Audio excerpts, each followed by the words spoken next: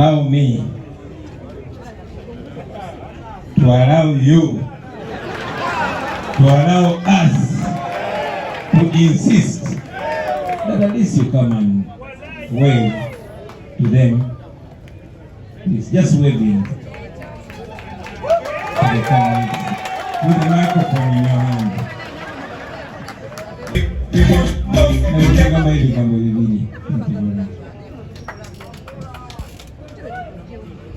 It just loves to put me in a spotlight. Ladies and gentlemen, good afternoon.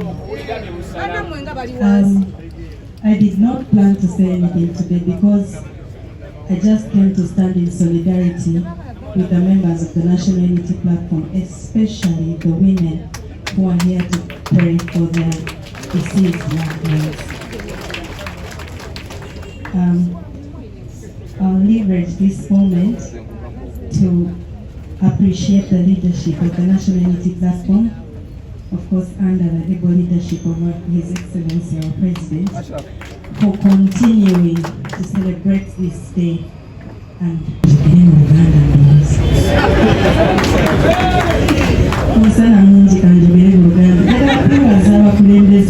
n'ekibiina kya National Unity Platform okusinga Pulezidenti waffe atusobozesezza okujaguza olunaku luno okusobola okujjukira abantu baffe abaatuvaako nga si mu bweyagalire. Olunaku luno lutujjukiza nti ffenna mu bye tukola tulwanenga nnyo obutalaba nga kintu nga kino nga kibaawo mu kiseera kye tuliba nga tukwasika obukulembeze. Njagala n'okwebaza ennyo ngeri gye nfunye akakisa taata. Abantu bonna be nali ntuukiridde ne mutuwa ssente eziwerera abaana ab'abantu abatuvaako. I'll say that in English because most of them don't live here. I want to appreciate Shifa. Shifa, come forward quickly. What did that you came?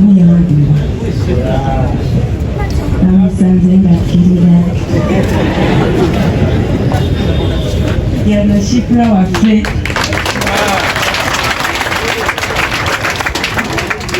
Shifra gwe nkola naye n'abalala bangi. Ate ng'akola under the leadership of the Secretary General. Shifra nkwebaza okubeererawo abantu bano. Wandiba nga tusaggula tetusobodde naye weebale nnyo okumanya ani asinga okwetaaga ki.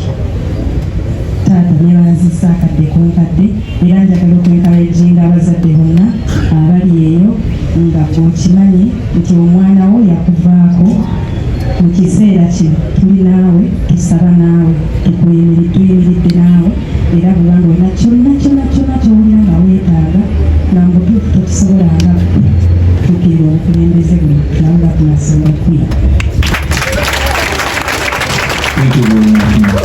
Acapella. People power. Our power. NUP. Everywhere. NUP. Thank you very much, comrades, ladies and gentlemen. It's a tough time, but we owe it to the Almighty God that we still have the confidence to communicate to each other.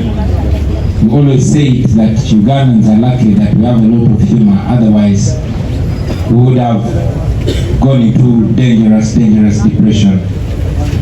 First, I had and I want to speak to the family of Olivia. Nalabi esenga wa Olivia, ngali wano nga yetonda olwa Olivia. Okumaliriza nga bamugonzesa ne bamukizisa yatagala kukkiriza. Maama tolina kwetonda olwa Olivia. Olivia talina musango, Olivia mukwano gwaffe. Olivia yalwana. Tumanyi omuzadde ina omuto naddala maama babuliranga omwaka gumu 2 3 4 batalaba ku baana be. Tumanyi embeera gyayisibwamu, tuteebereza nteebereze kuba kufena tewali abadde mukomera myaka egyo mingi. So tetumusalira musango ne banne bonna bebagonza. Lwawo waliwo abamu be bayinza ogonza ne babakozesa okusinziira ku levo esingako awo. Ne Olivia nayogerako naye nange ku simu yali yeetonda ne mugamba teweetonda embeera gy'olimu tugi understandinga. Nantegeeza nti baali babagamba nti ate olumala obbata ate bagenda batwala ekyankwanzi baba rehabilitating. Of course nansaba tukwatagane ne basobola okukwatagana nabo out there era buli mubaka bwembatuusaako bamulwanirire ejjoogo n'okukakanyizibwa bye bamutuusaako bibere nga bimala. Bwemala ekibonerezo kye kyebamukakko kasi agenda laba abaana be. So njagadde omanye maama to Olivia we don't hold anything against her. Mu kiseera kye kimu njagala okwogera ne famire z'abannaffe abakyagaanye, abantu nga Kalanzi, abantu nga Machete n'abalala bangi. Weewaawo bannaffe Olivia tetubasalira musango newankubadde era tugenda maaso nga tugamba abantu basuulamu okubakirizisa omusango gwanagomala bwe gutyo, okubateekako ekirambo ekya terrorist n'okubononera ebiseera byabwe mu maaso. Naye baganda baffe abakyalemedde kutunyirira nabo era tumanyi oluvannyuma lwa byonna bajja kuwangulwa kubanga tebalina musango. Ndabye wano abaana b'abagenzi nenenyamira, ndaba famire z'abantu abo babuzibwawo nenenyamira. Naye njagala guno mukisa mutwale okwebaza famire ezo. Wabaddewo kaweefube mungi otuteeka akazita ako ku mitima. Era ng'omwana bwagambye kuba kyekigambo ekijja mangu, taata bamutta ng'agenza okumukwekalakansa kwa Bobi Wine nga bamusibye. Famire ezimu funa obuzibu okubatunula mu maaso kubanga waliwo eyo burden gyemba nayo. Naye mwebale nnyo famire zonna kwandastandinga nti munnange si musango gwaffe, abantu bamwe baatemulwa, si ffe twabatemula, Museveni yabatemula. Baana bange, weewaawo bakadde bammwe, taata wammwe, bamama wammwe bamutta ng'alwanirira obulamu bwange n'eddembe lyange. Nga nange bwensibiddwa nga lwanirira eby'abalala bonna. Naye baana bange, sinze nattaba kitammwe, Museveni yatta kitammwe.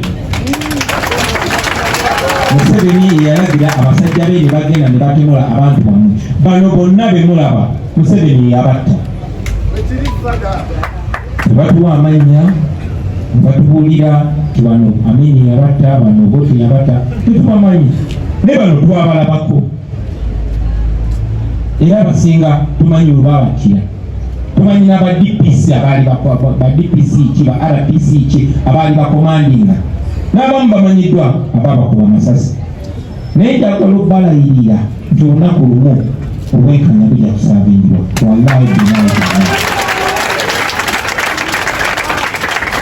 Ladies and gentlemen, today, yet again, we're meeting to commemorate our comrades. It's been 4 years. On this very day, 4 years ago, a dark cloud covered our nation. More than 150 innocent unarmed citizens were mowed down, were massacred in cold blood. These people were, as you've noticed, fathers, sons, mothers, daughters, friends, comrades of various people that were killed. These people were killed just for coming out and exercising their constitutional right to protest against injustice. We lost friends and comrades, but these families here lost loved ones. They lost breadwinners. They lost an entire support system. Today we can only try to stand in the gap and mitigate. We can only try to represent, but we cannot fill that gap. But we know one day their families and the nation will acknowledge that their lives were not lost in vain. All this pain, all these tears, year in, year out, were caused by just the greed of one man that is determined to keep power at all costs. He does not care what the nation has to lose. But again, we are also here to tell General Museveni that we shall not stop, that we are not going to give up, that we are going to fight on until the cause for which these people died is realized. We are never, ever, ever going to give up. We know that all dictators, when they lose legitimacy, they turn to violence. You've seen that with Omar al-Bashir of Sudan. You've seen that with Mugabe in Zimbabwe. But there's only one common thing about all these dictators, that in the end, they fall. In the end, they all fall. And we know that the end of 7 is going to be very, very soon. You've seen the prayers. Katonda tebase, Katonda jali, erajja kumusasulamu currency nyinyi jaina okumusasulamu. This massacre was intended to instill fear in the hearts of people, abantu batye, so that they never at any one time rise up against a dictatorship. Well, it worked for a while, but I can tell you that we refuse to live under fear. We might have thought that it's going to derail us for a while, but it gave us even more reason to fight on, because there's nothing anymore for us to lose. We shall fight on, and we shall win, and we shall go ahead to honor the promises and the desires of these our comrades.